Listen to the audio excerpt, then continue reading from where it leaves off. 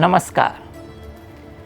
ભગવાન શ્રી કૃષ્ણ અને તેમના ભાઈ દ્વારકામાં આવીને વસ્યા, એની પાછળની એક ધાર્મિક કથા વિદ્વાનો પાસેથી પણ જાણવા મળે છે.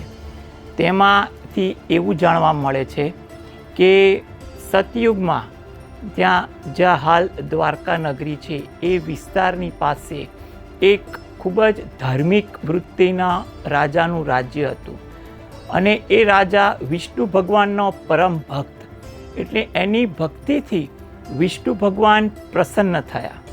ત્યારે રાજા એટલો ભક્તિભાવપૂર્વક ભગવાન પાસે વરદાન માંગે છે કે ભગવાન તમે ખુદ મારી નગરીમાં આવીને વસો.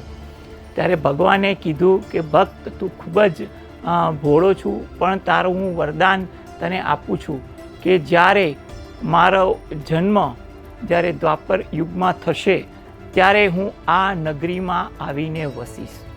અને એ વાતને અનુલક્ષીને જ્યારે ભગવાન શ્રી કૃષ્ણનો જન્મ થયો ત્યારે ભગવાને દ્વારકામાં આવીને વસવાટ કર્યો અને એમને આપેલું વરદાન જે હતું જે ભક્તનું એ પાળ્યું.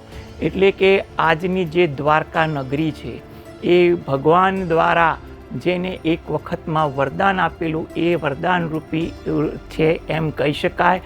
અને આજે દ્વારકા ભક્તોનો ખૂબ જ મહિમા ધરાવતું આ આસ્થાનું કેન્દ્ર છે, ભક્તિનું આ ભાવ છે, જેથી કરીને ત્યાંનું તપોબળ કે ભક્તિની ઉર્જા એટલી કહેવાય કે કોઈ પણ પ્રકાર ભક્તિ ભાવ કરે તો એ ભગવાનના ભાવ વિહોળ થઈ જાય છે.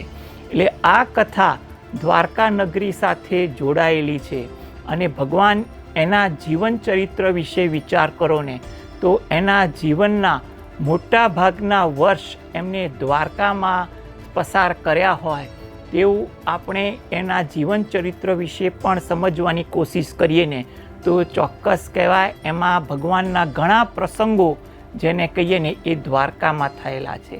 એટલે આ પવિત્ર ભૂમિ જે આપણા માટે આશીર્વાદરૂપી છે અને એ દ્વારકા વિશે આજે આપણે બે શબ્દ જે વિદ્વાનો પાસેથી જાણ્યા એ સમજીને પણ આપણે ખૂબ જ ખુશી પણ અનુભવતા હોઈએ છીએ.